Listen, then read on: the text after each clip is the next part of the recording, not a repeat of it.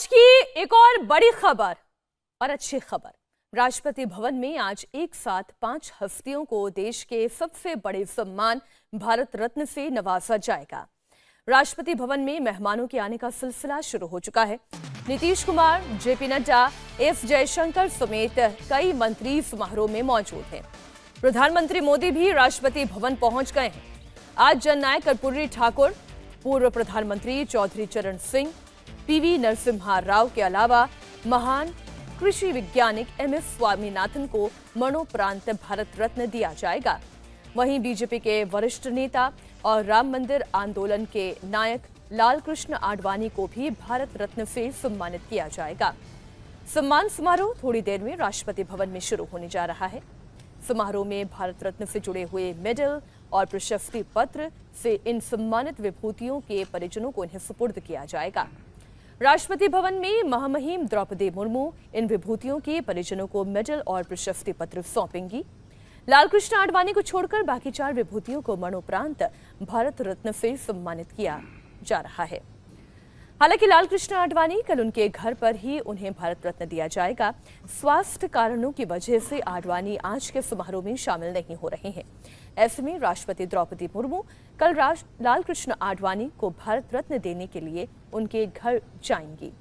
इस दौरान प्रधानमंत्री नरेंद्र मोदी और अमित शाह के अलावा जेपी नड्डा भी मौजूद रहेंगे। फिलहाल सर्वोच्च सम्मान के लिए कार्यक्रम पूरी तरीके से एक कहें कि तय समय अनुसार सुचारू रूप से शुरू हो चुका है। थोड़ी देर में तस्वीरें भी आपके सामने होंगी।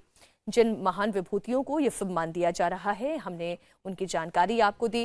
प्रधानमंत्री नरेंद्र मोदी, गृह मंत्री अमित शाह, बीजेपी राष्ट्रीय अध्यक्ष जेपी नड्डा और मल्लिकार्जुन खड़गे, इस वक्त आप इन्हें तस्वीर में देख सकते हैं। जिन भारत रत्नों को देश के सर्वोच्च सम्मान से नवाजा जा रहा है वो कौन है और समाज में उनका योगदान क्या है, इसे विस्तार से समझने की जरूरत है। सबसे पहले बात करेंगे बिहार के पूर्व मुख्यमंत्री कर्पूरी ठाकुर की। अति पिछड़ा समाज से आने वाले कर्पूरी ठाकुर को बिहार में सामाजिक न्याय का पुरोधा कहा जाता रहा है। बीजेपी के वरिष्ठ नेता और देश के पूर्व उप प्रधानमंत्री लालकृष्ण आडवाणी को भी भारत रत्न के लिए चुना गया है। लालकृष्ण आडवाणी को राम मंदिर आंदोलन का नायक कहा जाता है। पूर्व प्रधानमंत्री पीवी नरसिम्हा राव, जिन्हें भारत में ग्लोबलाइजेशन का श्रेय दिया जाता है, देश के आर्थिक सुधारों में उनकी बहुत महत्वपूर्ण भूमिका रही है। पूर्व प्रधानमंत्री चौधरी चरण सिंह, जिन्हें किसानों का चैंपियन कहा जाता है, उन्हें भी सर्वोच्च सम्मान के लिए चुना गया है। वहीं हरित क्रांति के जनक और महान कृषि वैज्ञानिक एमएस स्वामीनाथन को भी भारत रत्न से आज सम्मानित किया जा रहा है। इसकी घोषणा आप जानते हैं पहले ही हो गई थी, लेकिन आज जो औपचारिक प्रक्रिया है वो आप होते हुए देखेंगे राष्ट्रपति भवन से। ये लाइव तस्वीरें आप देख रहे हैं। हमारे सहयोगी देवेंद्र पराशर भी इस खबर पर जुड़े हुए हैं। देवेंद्र, 5 विभूतियों को भारत रत्न से सम्मानित किया जा रहा है। हम एक एक करके सिलसिलेवार तरीके से उनकी बात करेंगे, लेकिन पहले आज के इस कार्यक्रम की पूरी रूपरेखा आप बताएं देवेंद्र। और सबसे पहले तो ये एक अपडेट की लालकृष्ण आडवाणी जी ने भारत रत्न दिया गया है। ये पुरस्कार उन्हें कल दिया जाएगा। कल 11:30 बजे उनके निवास 30 पृथ्वीराज रोड पे महामहिम राष्ट्रपति जाएंगे वहाँ पे, और साथ में मौजूद रहेंगे देश के प्रधानमंत्री वहाँ पे, देश के गृहमंत्री अमित शाह, देश के रक्षा मंत्री। ये इन सारे लोगों की मौजूदगी में कल लालकृष्ण आडवाणी को दिया जाएगा। आज जिन 4 विभूतियों को भारत रत्न दिया जा रहा है, उनसे संबंधित उनके परिवार के जो लोग हैं, क्योंकि हम सभी जानते हैं उनको मरणोपरांत उनको दिया जा रहा है, तो उनके परिवार के लोग वो पुरस्कार ग्रहण करेंगे और सभी के परिवार के लोग वहाँ पर मौजूद हैं। समझा जा सकता है कि कितना ख़ास है देश के लिए इन विभूतियों को ये सम्मान मिलना, कि एक तरह से जो कंट्रीब्यूशन उन्होंने दिया, देश उन्हें एक तरह से एक बार फिर से एक्नॉलेज करता है। ऐसा नहीं है कि एक्नॉलेजमेंट आज ही हो रहा है, इससे पहले भी अनेक अवसरों पर एक्नॉलेजमेंट व्यवस्था लगातार करते रहती है, लेकिन भारत रत्न जो कि सर्वोच्च सम्मान है उसके द्वारा अगर नवाजा जाता है, चाहे कृषि क्षेत्र में योगदान की बात कर लें, सामाजिक पुरोधा की बात कर लें, तो ये या इसके अलावा बाकी जो 2 नाम हैं उनको देखिए कि आर्थिक सुधार के संबंध में पीवी नरसिम्हा राव ने किस प्रकार का कंट्रीब्यूशन दिया था, तो उन सारे विभूतियों को भारत रत्न दिया जाना निश्चित तौर पर प्रधानमंत्री नरेंद्र मोदी की सरकार के लिए एक बार फिर से इस रूप में बड़ी उपलब्धि है कि देश के जो भी विभूति हैं जिन्होंने इस देश को यहाँ तक पहुँचाने में अपना योगदान दिया है, देश की मौजूदा व्यवस्था, मौजूदा सिस्टम उसको एक्नॉलेज करता है। और ये कहीं ना कहीं एक तरह से प्रेरणा होती है बाकी लोगों के लिहाज से भी। पीवी नरसिम्हा राव जो कि कांग्रेस पार्टी के थे, वहाँ से वो प्रधानमंत्री बने और मौजूदा बीजेपी सरकार उनको भारत रत्न दे रही है, तो समझा जा सकता है कि अपने आप में कितना खास है। और चौधरी चरण सिंह को भारत रत्न दिया जाना, अब भले ही उनके परिवार के जयंत चौधरी अभी एनडीए अलायंस में है, लेकिन इससे पहले वो अलग थे, जब अनाउंसमेंट हुआ था तब वो अलग थे, उनको भारत रत्न दिया जाना ये भी बताता है कि सरकार की जो सोच है वो कतई भी इस मामले में कोई राजनीतिक सोच या राजनीतिक प्रवास से ग्रस्त या पूर्वाग्रह से ग्रस्त नहीं है, बल्कि देश के लिए जिन विभूतियों ने योगदान दिया है उनको सम्मान दिया जा रहा है। देखिए, जब आपने ये कहा कि ये सरकार की कोई राजनीतिक पूर्वाग्रह नहीं है, लेकिन विपक्ष इसे दूसरे नजरिए से देखता है। हम उस नजरिए की बात करें उससे पहले राष्ट्रपति भवन की ये सीधी तस्वीरें एक बार दर्शकों को बता दें। कार्यक्रम की औपचारिक शुरुआत हो चुकी है और देवेंद्र, अगर हम बात करें सबसे पहले कर्पूरी ठाकुर की, तो आज उनकी ओर से परिवार के कौन कौन इस सम्मान को ग्रहण करेंगे और क्या बिहार के मुख्यमंत्री नीतीश कुमार भी इस कार्यक्रम में शामिल होंगे? देखिए, रामनाथ ठाकुर जो कि उनके सुपुत्र हैं वो इस पुरस्कार को ग्रहण करेंगे। और आपको ध्यान होगा कि रामनाथ ठाकुर पहले जेडीयू के राज्यसभा सांसद रह चुके हैं और जब अवार्ड का अनाउंसमेंट हुआ था तो उसके बाद वो दिल्ली भी आए थे और देश के प्रधानमंत्री नरेंद्र मोदी से उन्होंने मुलाकात की थी। सब परिवार दिल्ली आए थे, तो उनके परिवार के भी सारे लोग यहाँ पे मौजूद। मरणोपरांत उनके पुत्र श्री पीवी प्रभाकर राव।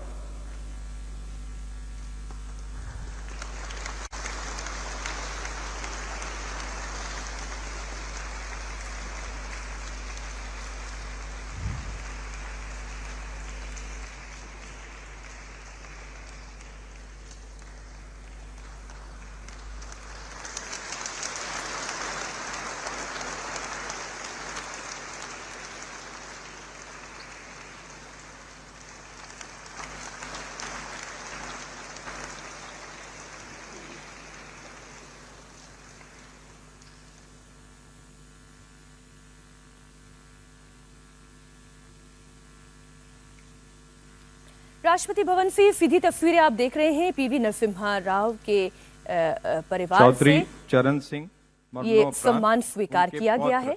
श्री जयंत चौधरी।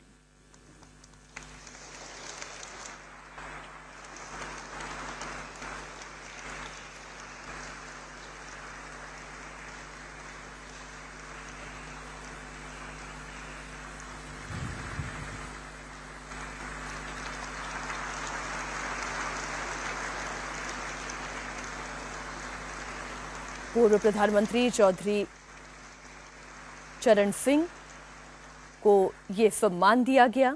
जयंत चौधरी ने ये सम्मान ग्रहण किया। डॉक्टर मानकोंबू सांबशिवन स्वामीनाथन मरणोपरांत उनकी पुत्री डॉक्टर नित्या राव।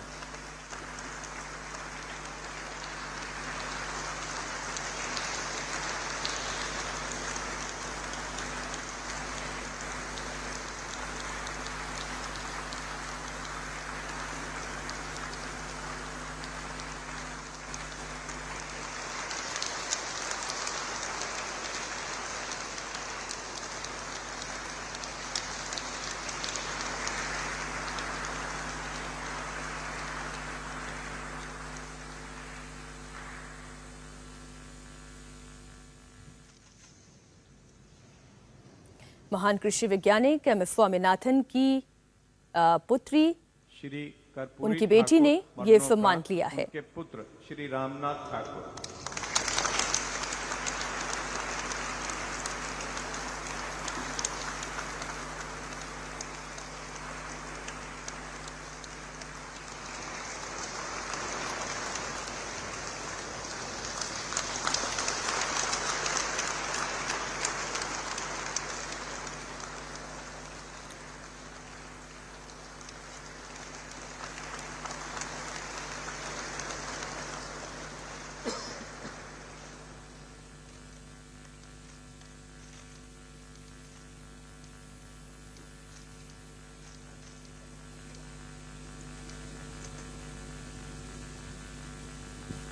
राष्ट्रपति महोदय, आपकी आज्ञा हो तो अलंकरण समारोह की कार्यवाही समाप्त। धन्यवाद। तो राष्ट्रपति भवन से ये सीधी तस्वीरें आप देख रहे थे। राष्ट्रगान के साथ इस कार्यक्रम का औपचारिक समापन हो जाएगा। सर्वोच्च सम्मान से अब सियासी फायदा किसे है और सियासी नुकसान किसे है, ये चर्चा अपनी अलग है। लेकिन वाकई में अगर हम उन देश के रत्नों की यहाँ पर चर्चा करें, उनके द्वारा किए गए कार्यों की सराहना करें, उस एक्नॉलेजमेंट की बात करें, जैसा मेरे सहयोगी देवेंद्र पराशर कह रहे थे, तो वो एक्नॉलेजमेंट ऐसा नहीं है कि ये पहले कभी नहीं हुआ। लेकिन भारत रत्न के जरिए अगर कर्पूरी ठाकुर को, नरसिम्हा राव को या स्वामीनाथन को मिला है तो वाकई में इसकी आवश्यकता थी। और ये आवश्यकता क्यों थी, इस पर विस्तार से चर्चा करते हैं। देवेंद्र हमारे साथ जुड़े हुए हैं। हम एक एक करके बात करते हैं हर व्यक्ति की। हम सबसे पहले नॉन पॉलिटिकल एमएस स्वामीनाथन की बात करते हैं। कृषि के क्षेत्र में जिस तरीके का योगदान उनका रहा है, जैसा काम उन्होंने किया है, और मौजूदा वक्त में जब किसानों पर इतनी चर्चा हुई है, कृषि पर इतनी चर्चा हुई है, स्वामीनाथन आयोग की सिफारिशें क्या हैं उस पर इतनी चर्चा हुई, तो ये सम्मान, इस सम्मान के वो हकदार हैं। इसमें कोई दो राय नहीं मीनाक्षी, और हम सभी जानते हैं कि ग्रीन रिवॉल्यूशन के द्वारा किस प्रकार से भारत को उन्होंने खाद्यान्न संकट से उबारा था। तो उस परिस्थिति में समझा जा सकता है कि कितना बड़ा योगदान रहा है उनका इस देश के लिए। फिर उसके बाद जब अगले फेज़ की बारी आती है तो उसमें स्वामीनाथन आयोग ने ये बताया और उनकी अध्यक्षता में ये बताया गया कि अब इस स्टेज के बाद आगे के चरण में आपको क्या करना है। जैसे खाद्यान्न संकट से उपजने के लिए आपने मान लीजिए धान और गेहूँ की बहुत ज़्यादा पैदावार कर दी। अब अगर वो सरप्लस हो गया है तो स्वाभाविक सी बात है कि फिर उस सरप्लस का बाजार मूल्य के हिसाब से वैसी कीमत नहीं मिल सकती और किसानों की स्थिति अच्छी नहीं हो सकती। तो वहाँ पर फिर किसानों की स्थिति बेहतर करने के लिए सेकंड स्टेज क्या करना चाहिए, उसके बारे में उन्होंने बहुत सारी सिफारिशें की। और आपको ध्यान होगा कि किस प्रकार से जब वो जिंदा थे तब उन्होंने ये बताया कि ये सरकार किसानों के उस हित की दिशा में बहुत सारे कदम उठा रही है, और बाकायदा उन्होंने एक चिट्ठी भी लिखी थी और उसी दिशा में लगातार काम भी किया जाता रहा है। तो इसमें कोई दो राय नहीं कि किसान मौजूदा प्रधानमंत्री नरेंद्र मोदी सरकार के लिए भी एक बड़ा कंसर्न रहता है कि कैसे आप इनकी बेहतरी के लिए ध्यान दें, और उसी लिहाज से उन्हें प्रोत्साहित किया जाता है कि पहले की जो ट्रेडिशनल खेती आप करते रहे हैं उससे थोड़ा विमुख हों और बाज़ार के हिसाब से अपनी पैदावार करें। अगर आप वही ट्रेडिशनल आधार पर खेती करते रहेंगे, उतनी उपज ज़्यादा हो जाएगी, बाज़ार के हिसाब से उसकी कोई उपयोगिता नहीं रहेगी, तो फिर उसकी कीमत कहाँ से आएगी और कौन सी इकॉनमी उसे सस्टेन कर सकती है। तो ये सारी चीज़ें निश्चित तौर पर स्वामीनाथन ने जो दिशा निर्देश दिखाया था उसी दिशा निर्देश के तहत आगे बढ़ना है। और यहाँ पर अगर आप भारत रत्न दे रहे हैं तो समझा जा सकता है कि उस योगदान का एक और एक्नॉलेजमेंट और सर्वोच्च एक्नॉलेजमेंट। और देवेंद्र, इसकी अगर हम विपक्ष के द्वारा जो चर्चा की जा रही है इसकी पॉलिटिक्स में हम जाएं तो देवेंद्र, एक तरीके का चर्चा ये करने की कोशिश विपक्ष करता है लेकिन कभी सीधे तौर पर कर नहीं पाता है कि आप स्वामीनाथन को भारत रत्न दें या आप चौधरी चरण सिंह को भारत रत्न की बात करें, उन्हें ये सम्मान दें और इसके बाद आप ये सोचें कि आप इससे पॉलिटिकल गेन कर लेंगे। इसे लेकर पॉलिटिकल कॉरिडोर में किस तरह से चर्चा होती है? अब तो चुनाव की तारीखें भी अनाउंस हो चुके हैं, बड़े नजदीक हैं। और देखिए, सरकार का कोई भी फैसला हो उसका पॉलिटिकल इम्पैक्ट तो होना ही होना है, और उसमें प्लस या माइनस वो दोनों ही चीज़ें होती हैं, और कोई भी सरकार इससे अछूती नहीं रह सकती। शासन व्यवस्था अगर कोई फैसला कर रहा है कि हाँ इस व्यक्ति को भारत रत्न दिया जा रहा है तो कैसे संभव है कि उसका पॉलिटिकल इम्पैक्ट ना, और कैसे संभव है कि पॉलिटिक्स को ध्यान में ना रखा जाए। जैसे चौधरी चरण सिंह के केस को अगर आप देखें तो इसमें कोई दो राय नहीं कि चौधरी चरण सिंह को भारत रत्न दिया जाना वो एक्नॉलेजमेंट था उस कम्युनिटी के लिए भी जो कि चौधरी चरण सिंह के लीगेसी के पीछे खड़ी थी, और स्वाभाविक तौर पे इसका राजनीतिक इम्पैक्ट आप समझ सकती हैं। और वो एक बड़ा टर्निंग पॉइंट रहा होगा सीट शेयरिंग के अलावा, कि जयंत चौधरी को ये विंडो दिखा होगा कि इस विंडो के सहारे वो एनडीए में आ सकते हैं और अपने पीछे जो उनकी फ़ैन फॉलोइंग है चौधरी चरण सिंह के नाम पर, उसको संतुष्ट कर सकते हैं कि आखिर किस वजह से हम एनडीए में जा रहे हैं, वजह क्या है, किसने हमें हमारे दादाजी को सम्मान दिया है। तो इसका राजनीतिक महत्व तो है ही, और आपने देखा कि वो एनडीए में आए, जो सीटें उन्हें अपोजिशन में दी जा रही थी उससे काफ़ी कम सीटों पे आए, महज 2 सीटों पे आ गए, बावजूद इसके वो काफ़ी खुश रहे। तो उसके पीछे वजह ये थी कि एक तो इस प्रकार का सम्मान दिया जाना, दूसरा उनको ये समझ में आया कि लहर किस दिशा में है, तो जिस दिशा में है जितने लड़ेंगे उतने जीतेंगे, मंत्री भी बन जाएंगे। तो उस कंडीशन में राजनीतिक तौर पर उनको फ़ायदा भी नज़र आ रहा था, और पॉलिटिकल इम्पैक्ट तो इसका है ही। वेस्टर्न यूपी में आपको नज़र भी आएगा इस गठजोड़ का इम्पैक्ट पिछली बार से अगर तुलना करें तो। मीनाक्षी, बिल्कुल आप ठीक कह रहे हैं देवेंद्र, और अगर हम इसी पॉलिटिकल विंडो की इस अपॉर्चुनिटी की बात करें तो ये तो नीतीश कुमार को भी बेशक दिखाई दिया। हम इस पर करेंगे चर्चा। पूर्व प्रधानमंत्री पीवी नरसिम्हा राव के पोते और बीजेपी नेता एनवी सुभाष ने कांग्रेस पर हमला बोला। उन्होंने कांग्रेस पर पीवी नरसिम्हा राव के पार्टी और देश के लिए किए गए कामों को अहमियत न देने का आरोप लगाया। एनवी सुभाष ने कहा, कांग्रेस के किसी भी नेता, खासतौर पर गांधी परिवार ने पीवी नरसिम्हा राव के पार्टी और पूरे देश के लिए किए गए उनके योगदान को अहमियत नहीं दी। प्रधानमंत्री मोदी ने वास्तव में उनके इस देश के लिए किए गए काम को सम्मान दिया है।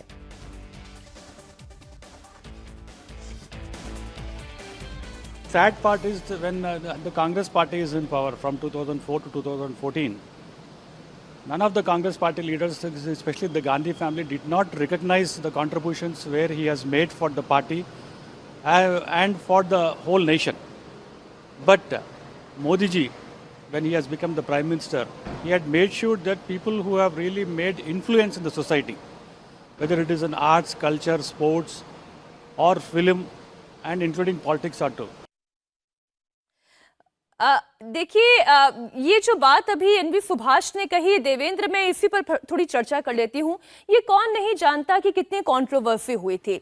देश के एक पूर्व प्रधानमंत्री को जो ड्यू रिस्पेक्ट मिलनी चाहिए, जो उनके देहावसान के बाद उन्हें सम्मान मिलना चाहिए, क्या उस तरीके का सम्मान उन्हें मिला? इस पर अलग अलग समय पर बड़े बड़े विश्लेषकों ने भी बहुत बड़े बड़े कॉमेंट दिए हैं।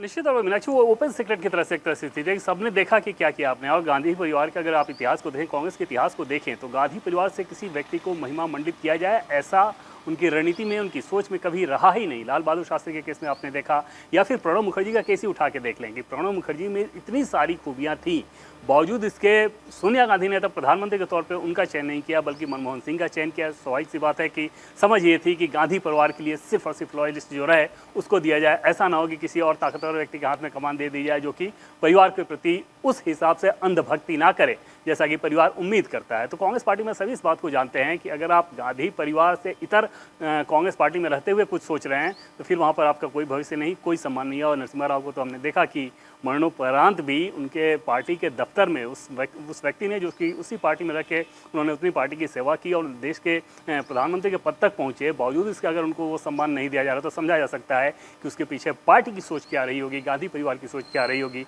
और उस वजह से नरसिम्हा राव का आज परिवार जो है वो किस रूप में खफा रहता है। उनके ग्रैंडसन तो बीजेपी के मीडिया सेल का काम भी देखते हैं और वो बार बार इस बात को लेकर ये बताते हैं कि कैसा दर्द है उनके परिवार में।